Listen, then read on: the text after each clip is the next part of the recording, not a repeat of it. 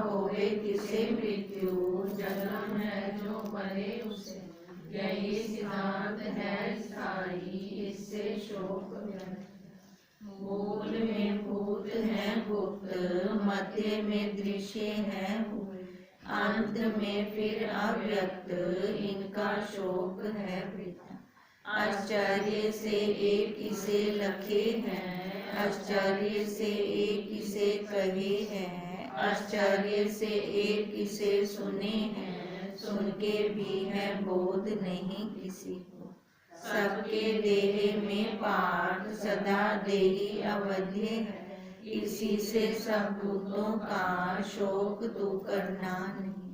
सर्वधर्म देखने से भी भय योग्य तुझे नहीं, धर्म के युद्ध से श्रेष्ठ ना देखे अन्य क्षत्रिय।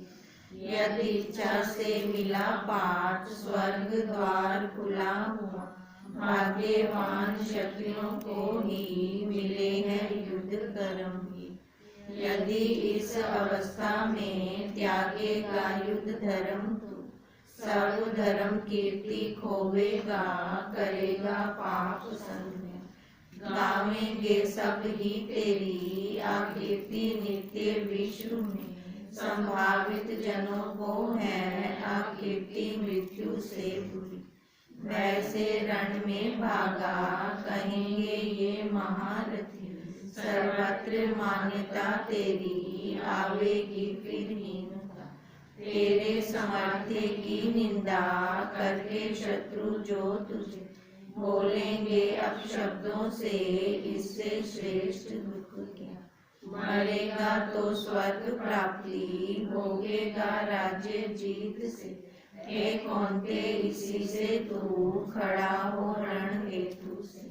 सुख दुख लाभ हानि जय अजय समान, करके युद्ध में जूझो तुम्हें पाप नहीं लगे। ज्ञान बुद्धि कही मैंने, मान तू पात कर्म में, ये बुद्धि युक्त होने से छूटेगा कर्म बंध से।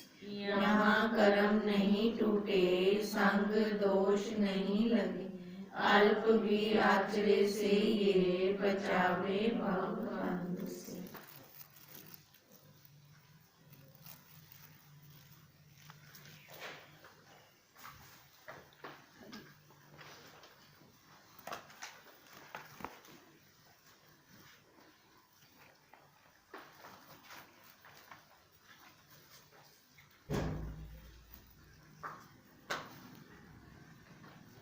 कल हमारा चल रहा था स्वप्न और जागृत अवस्था का।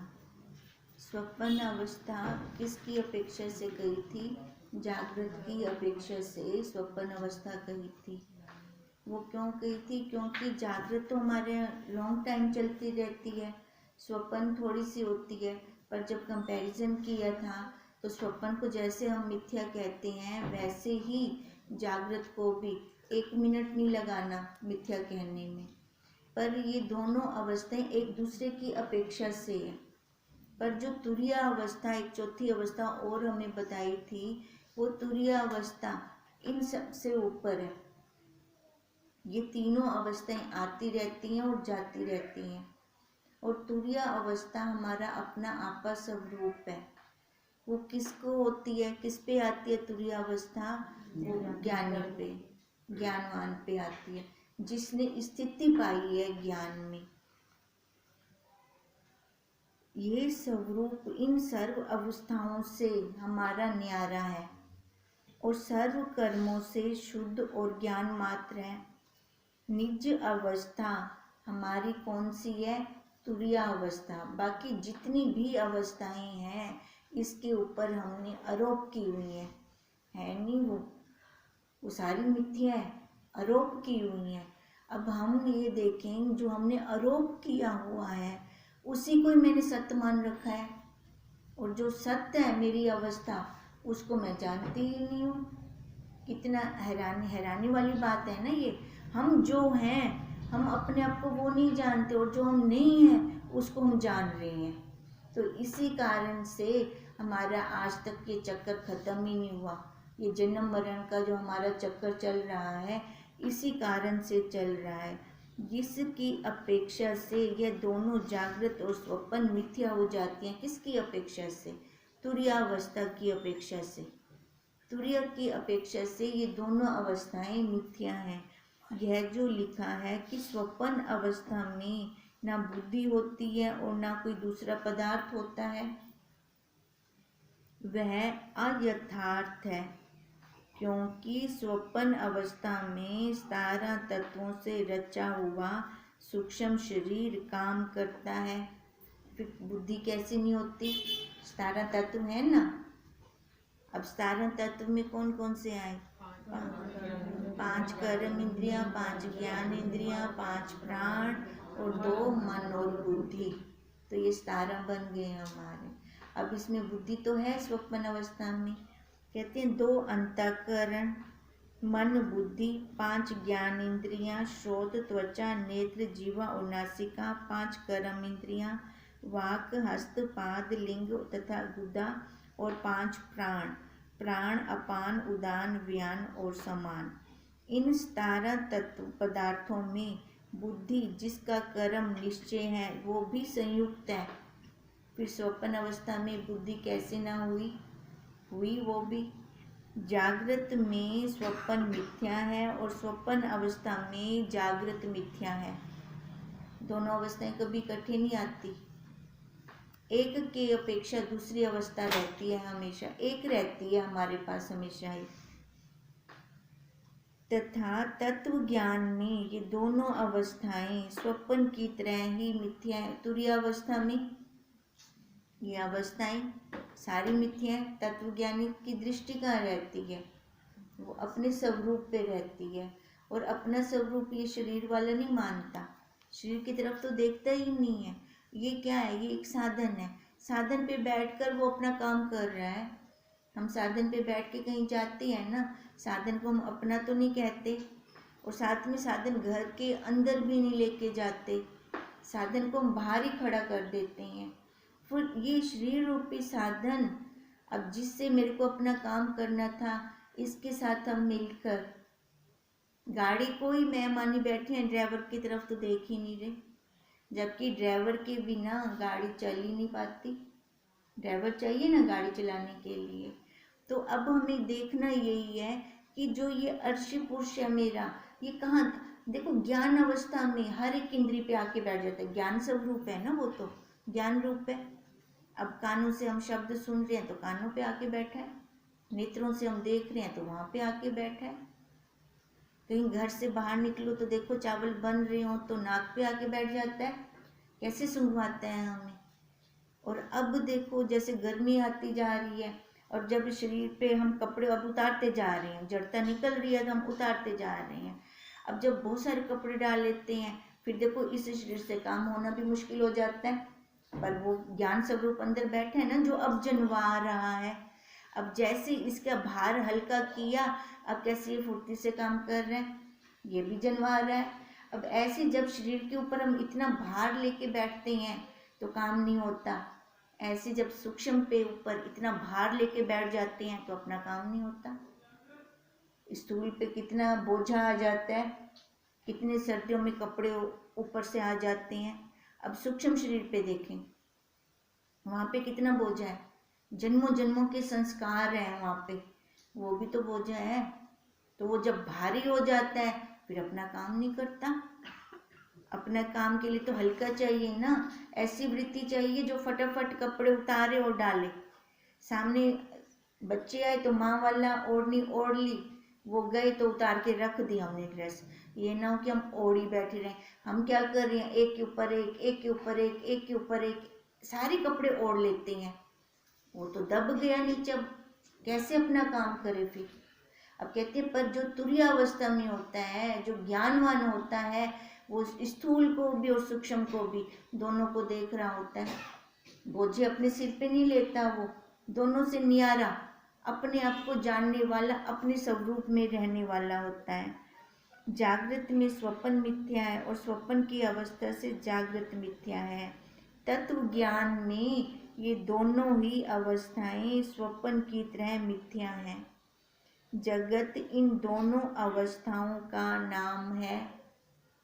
जगत में क्या हो रहा है, कौन सी अवस्थाएं चल रही हैं, जागृत और स्वप्न, है ना। सारे संसारियों के ऊपर देखो, वो यही इन दो अवस्थाओं में ही पूरे रचे पचे पड़े हैं। खा रहे हैं, पी रहे हैं, सो रहे हैं, सो के फिर स्वप्न देख लेते हैं, फिर उठ के बैठ जाते हैं। ये जो 6 उर्मियां हैं इस शरीर की, वहां से वो बच ही नहीं पा रहे, उन्हीं को ही अपना माने बैठे हैं, तो सुख दुख फिर भोग रहे हैं।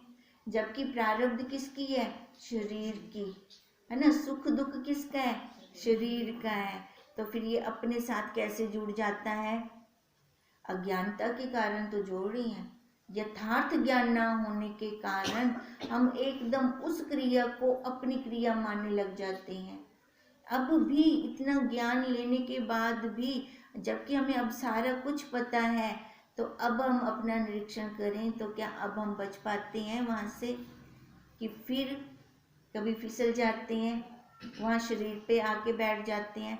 पर इतना जरूर है कि साथ के साथ काट भी देते होंगे, फिर टिकने नहीं देते होंगे उस अवस्था को, क्योंकि अपना स्वरूप जो है वो सबसे न्यारा है और असंग है, और उसी के कारण ही तो हम सारा कुछ जान रहे हैं, ये देख रहे हैं, ये सुन रहे हैं। उसका अगर वो ही ना हो तो कोई क्रिया नहीं करेगा ये शरीर फिर। अतः ये सिद्ध हुआ कि जगत जो संकल्पों का समूह है, स्वप्न की तरह झूठा है। जैसे स्वप्न तो हम सारे कह देते हैं ना, झूठ है, मिथ्या है नहीं। तो अब वो क्या सिद्ध कर रही हैं तत्वदर्शी, कि जो ये जगत भी है ना, ये भी सारा झूठा है, ये भी सारा मिथ्या है। अब मिथ्या वो हमें दिखा के आई हैं, अब अवस्थाओं में भी दिखा दिया हमें। उचित है कि इस संशय को निवृत्त करके जगत को स्वप्न की तरह देखें और इसको कल्पित समझकर इसके भोगों में मस्त न हों, इसके भोगों से बाहर निकले। अब जो कल्पना के द्वारा मैंने बनाया संसार, वो मेरे काम आएगा, जो कल्पना के द्वारा मैं बना रही हूँ। अच्छा देखो, वो कल्पना भी खाली मेरी ही है, सामने वाले को कुछ पता नहीं है उस कल्पना का, और मैं खुद वो कल्पना करके, और देखो कल्पना हमेशा की किसके लिए जाती है, दूसरे के लिए। कल्पना हमेशा दूसरों के लिए की जाती है। कर रहा हूँ दूसरों के लिए, और दूसरों का करके खुद दुखी हो रहा हूँ। अब कितने मूर्ख हैं, है ना। अपने लिए कुछ करते, उसके लिए फिर दुखी होते, फिर तो हम मानते भी। हम कल्पना भी कर रहे हैं तो दूसरों के लिए कर रहे हैं, अपने लिए कुछ नहीं कर रहे, और दुख भी उसके कारण से हो रहे हैं। अब यही समझ आ जाए, बच्चों को कितना समझाते हैं, है ना। तो गुरुदेव हमें समझा रहे हैं कि समझ, अब दूसरों को देखना बंद कर, अपने आप को देख। अपने आप को देखेगी तभी तो इस जंजाल से छूट पाएगी, भी तो और कोई कारण है ही नहीं। कोई है अपने पास ऐसा उपाय कि हम इस संसार से, तपते हुए संसार से छूट सकें? कितनी तपन है इस संसार में, क्योंकि हम उनके ऊपर बाहर की तरफ जाके बैठ जाते हैं। बाहर रहेंगे, जब वृत्ति हमारी बाहर जाती है, वहां से गंध तो उठा के लाती है, अपने खजाना थोड़ी निकालती है। खजाना तो हमारे पास है, हमारे अंदर है, 7 तालों के अंदर बंद है वो खजाना, और वो हम सारे जानते हैं उस खजाने को। गुरुदेव ने उसके साथ मुलाकात करवा दी है। अब उसके साथ मुलाकात होने के बाद भी देखो, पहले तो नहीं जानते थे, जैद सफर इकट्ठे कर रहे थे, जानते नहीं थे। फिर एक दिन बता दिया, अरे ये हुआ ही जे को तू लबदी पिया में। जब गुरुदेव ने एक बता दिया भी हुआ ही, देखो सफर हम इकट्ठे कर रहे हैं, पर जान नहीं थी हमें, हम जानते ही नहीं थे। इतना तो पता था भी आत्मा है, पर वह आत्मा मैं खुद ना, वो मेरा ही स्वरूप है। मैं जे को बाहर लग पे, हम बाहर ढूंढते किसको है, हम सारे किसके लिए दौड़ में घूम रहे हैं, कौन सी दौड़ में, सुख की, है ना। हम सारे सुख चाह रहे हैं, पर वो सुख जो हम बाहर से लेना चाह रहे थे, विषयों से लेना चाह रहे थे, अब गुरुदेव ने बोला वो अधूरा है, वो पूरा नहीं है सुख, पूरा तो तेरा स्वरूप है, तो उसको देख एक बार। फिर मैंने कहा इनको तो मैं रोज रेख दिया, मेरे को क्या बताया है देखो हम रोज उससे मिलते हैं, वही तो अपना काम करवेंदा भी सारा। अब वही निकला हमारा खजाना, कहाँ से निकला? अपने पास ही तो था, दूर थोड़ी था। अपने इतना पास था कि ये कपड़े भी दूर हैं, ये शरीर वाला चमड़ा ऊपर वाला ये भी दूर है, वो इतने पास हमारे अंदर है, फिर पहचान नहीं है। सुनने में तो शब्द बहुत सिंपल होंगे, पर गहराई से जब हम इसको लेते हैं तो वो तत्व निकलता है। जैसे बादाम रोगन तत्व निकालते हैं ना उसका, तो वो तत्व ही असरदार होता है। उसको लगाएं तो सारी फोग फोग निकाल दी, तत्व का जो सत्य था, तभी तो हम बोलते हैं हरिओम तत् सत्य। वो जो तत्व है वही सत्य है, बाकी सारा गप शप, सारा मिथ्या है ही नहीं।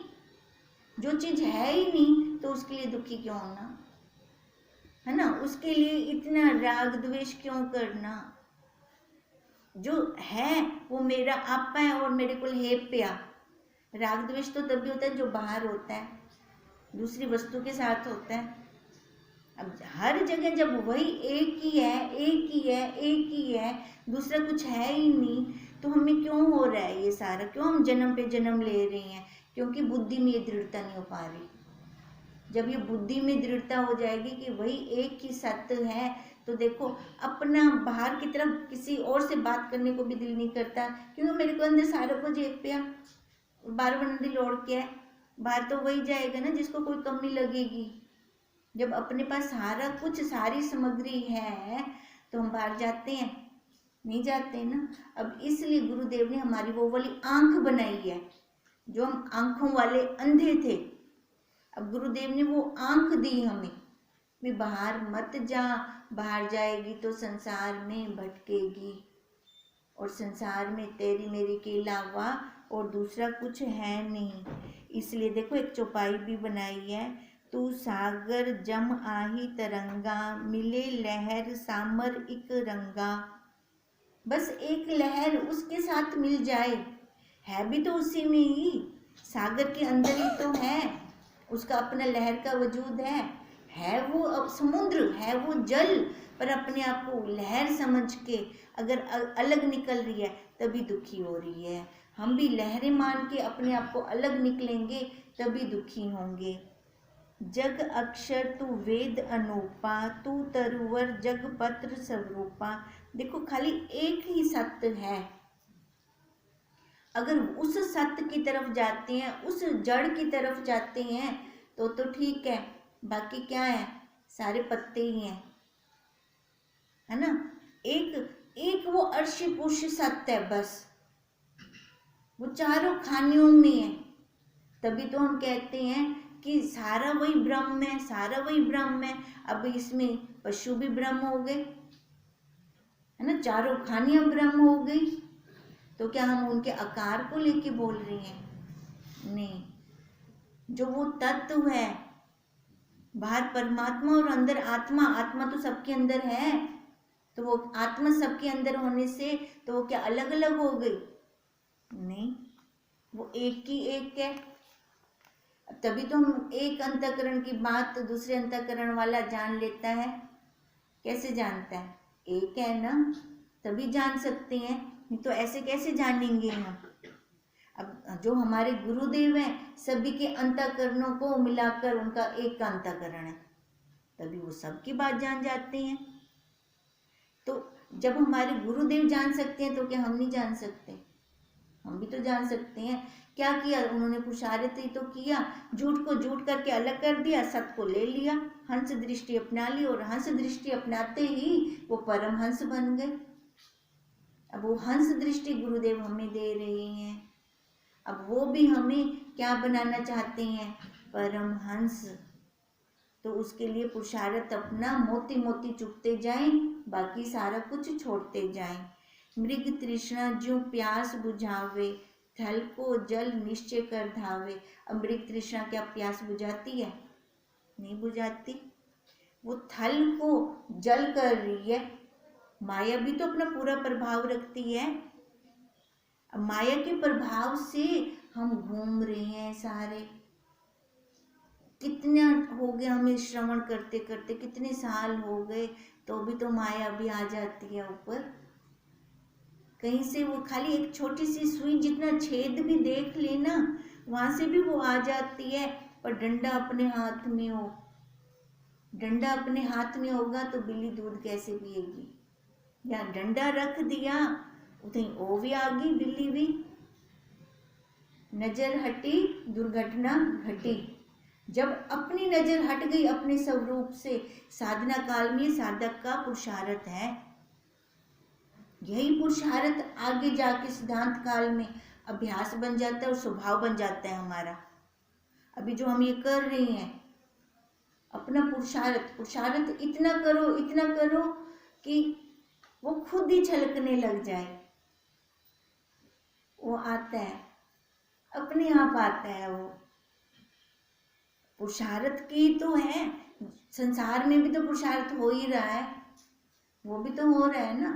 तो वहां से क्या मिलता है? संसार के जो पुरुषार्थ किया हमने, वहां से क्या लिया हमने? मेरा तेरा, ये मेरे बच्चे ने, मेरा घर है, ये मेरे है ने, ये लोकर मेरा है, कोठी में भी है। आज तक क्या लिया? यही तो लिया। अब जब इधर पुरुषार्थ किया, अब यहाँ पर देखो सारा ही एक हो गया। खाली वो घर क्यों मेरे, मेरे साथ सारे घर हैं, पूरी पृथ्वी मेरी है, मैं सारे अंदर राजा। अब क्या बन गए वहां पे? बादशाह। बाद कर दिया वासनाओं का, इच्छाओं का, तृष्णाओं का, तो वहां तो मैं शाह बन गया। तभी तो वाह भाई वाह, तभी आता है ना वाह भाई वाह, तभी मौज आती है। फिर वो अब फिर जो लड़ रही हैं मेरे तेरे के पीछे, वो कैसे लगते हैं? फिर हम भी उस स्टेज में से निकल के आए हैं। अब लगता है ना उनको भी कोई मिल जाए सदगुरुदेव, उनको भी वो कोई तत्व का ज्ञान देने वाला मिल जाए, तो उनके भी वारे न्यारे हो जाएंगे। नहीं तो माया देखो पूरा वो कर रही है, अपना प्रभाव दिखा रही है। मृग तृष्णा जो प्यास बुझावे, मृग तृष्णा ने कभी प्यास नहीं बुझाई, और ज्यादा बढ़ा दी। थल को जल निश्चय कर धावे, जग के फुरने सुपना जान। ये इस सब पूरे जग को क्या जान? स्वप्न की तरह। इस स्वप्न से जाग सुजान। कौन जागेगा इस स्वप्न से? जो सुजान होगा, जो अपना पुरुषार्थ कर रहा होगा, जो सजग होगा, जो कृत उपासक होगा, वही जागेगा इस स्वप्न से। नहीं तो सबको क्या लग रहा है कि जगत सच्चा है, पर सच्चा तो है नहीं ना। अब कैसे पूरे दृष्टांत दे देकर, युक्तियां दे देकर गुरुदेव ने हमें दिखाया है ये। प्रभु ने पटल राखा नहीं कोई। अब गुरुदेव ने हमसे कुछ पर्दा रखा, कुछ छुपाया हमसे, कि सारा का सारा ज्ञान हमारे आगे उड़ेल दिया कि मेरे बच्चे कहीं पीछे ना रह जाएं। जो स्थिति मेरी है वो मेरे बच्चों की भी हो जाए। थोड़ा सा भी पर्दा नहीं रखा गुरुदेव ने। जो संसारी होते हैं ना, कुछ ना कुछ बचा गिनते, पूरा कहने रस दे ज्ञान। अगर कहते को जैसे बच्चे सीखने जाएं, है ना, सीखने जाते हैं बच्चे जैसे, तो कुछ ना कुछ छुपा लेते हैं। अब हमारे गुरुदेव ने कुछ भी नहीं छुपाया हमसे। प्रभु ने पटल राखा नहीं कोई, हमारा भरम पटल ही होई। खाली हमारी भ्रांतियां ही पर्दा है। यही भ्रांतियां जो हमने देह को सच्चा मान रखा है, यही अध्यास है हमारा। यही हम अधूरा देख रहे हैं इस जगत में। अधूरा देख कर तभी तो दुखी हो रही हैं। आकाश में 2 चांद दिख रहे हैं, मृग तृष्णा का जल दिख रहा है। अब यहाँ से प्यास कैसे बुझे? बुझ ही नहीं सकती। अब मैं प्यासा हूँ, मैं प्यासा हूँ। अब मेरी प्यास कोई स्वप्न का जल थोड़ी वो बुझाएगा। स्वप्न का जल मेरी प्यास बुझा सकता है? या जागृत में मेरे को प्यास लग रही है तो स्वप्न वाला जल मेरी प्यास बुझाएगा? हो ही नहीं सकता। अब ये प्यासे हैं हम सारे, हम अपने स्वरूप में स्थित होना चाह रहे हैं, पर उसके लिए कोई हमें रास्ता नहीं मिल रहा था। अब इतनी मुश्किल से रास्ता मिला है, वो सारा कुछ हमारे अनुकूल हुआ है, तो अब हम अपनी प्यास बुझा लें। अब प्यास बुझाने में हमारा पुरुषार्थ होगा। इससे संशय मूल मिटाओ, हेमराज सर्वात्म पाओ। अब देखो, संशय मूल मिटाओ। अब तत्व गुरु मिल गए हमें, अब संशय ना हो कि मैं वो ब्रह्म कैसे हो सकता हूँ, कैसे उसको हो रहा है संशय। अब वो संशय ना हो कि ये मैं कैसे हो सकता हूँ। आप तो दोनों को एक कर रहे हो, एक तो ये है, ये दो देह वाला है, वो हो नहीं सकता। अब देखो कैसे कैसे वो संशय निकाल के रख रहा है अपने आगे। अब कहते हैं अब जब तत्व गुरु मिल जाए, तत्वज्ञ मिल जाए, कोई संशय मत रखना मन में। अपना मन खोल के उनके आगे रख दो, क्योंकि हम ये लुकाव छुपाव कहाँ रखते हैं? मन में, मन के अंदर ही छुपा लेते हैं कुछ ना कुछ। अपना सारा कुछ खोल दें, अपने गुरु के आगे कहते हैं एकदम नग्न हो जाओ, छुपाओ कुछ भी नहीं, वल फेर कुछ मत करो, इतने सरल हो जाओ, इतने सरल हो जाओ गुरु के आगे कि वो आपकी सरलता को देख कर ही सारा ज्ञान अपने आप उड़ेल दे, सारा ही अपने आप ट्रांसफर कर दे। पर वो पहले शिष्य भी तो अधिकारी हो उसके लिए। अब इसलिए हेमराज जी कह रहे हैं भी अपने मूल तत्वज्ञ से मिटा सकते हैं तो सर्वोत्तम, सबसे उत्तम क्या है? वो अपना स्वरूप ही तो है, हम उसको पाएंगे। फिर अब प्राप्त की प्राप्ति करेंगे। अब देखो, नहीं तो हम बाहर भटक ही रहे थे आज तक, प्राप्त की प्राप्ति तो नहीं हो रही थी। ये आगे है अब तृतीय फुलवाड़ी, ये अब हम कल ही शुरू करते हैं, नहीं हम शुरू करेंगे, ये कल करते हैं। अभी तक जो हमने किया है उसको ही मनन करें, है ना। मनन तो वही है ना, अपने स्वरूप का बता रहे हैं। अब जैसे इसका क्वेश्चन वही चल रहा था कि स्वप्न में देखा है उसने और उसका कपड़ा खराब हो गया, है ना। क्वेश्चन तो वही था। अब उसमें क्या बताया उन्होंने? पहले जगत का स्वरूप बताया है, फिर स्वप्न का बताया है, फिर जगत और स्वप्न दोनों का कंपैरिजन करवाया है, फिर अपनी अवस्थाएं बताई हैं, अवस्थाओं में चौथी अवस्था बताई है। चौथी अवस्था जो तुरीय अवस्था थी वही सबसे श्रेष्ठ अवस्था है, बाकी तीन अवस्थाएं तो सब पे आती जाती हैं। जो तुरीय अवस्था है वो किस पे आती है? खाली ज्ञानी पे, तत्व ज्ञानी पे आती है। और कह रहे हैं वही अपनी असली अवस्था है, बाकी तो ये सारा जो बाहर बैठा है तो वही जगत देख रहा है, बाकी जो इन अवस्थाओं पे बैठा है, तीन अवस्थाओं पे बैठा है, उसके लिए जगत सच्चा है। जो चौथी पे आता है तो उसके लिए तभी जाके ये मिथ्या होता है। और अपने संशय जब एक बार तत्वज्ञानी गुरुदेव मिल जाएं तो अपने संशयों की हम फिर वहाँ निवृत्ति कर लें, कुछ बचा के ना रखें। हरि ओम तत्सत, हरि ओम तत्सत, हरि ओम तत्सत।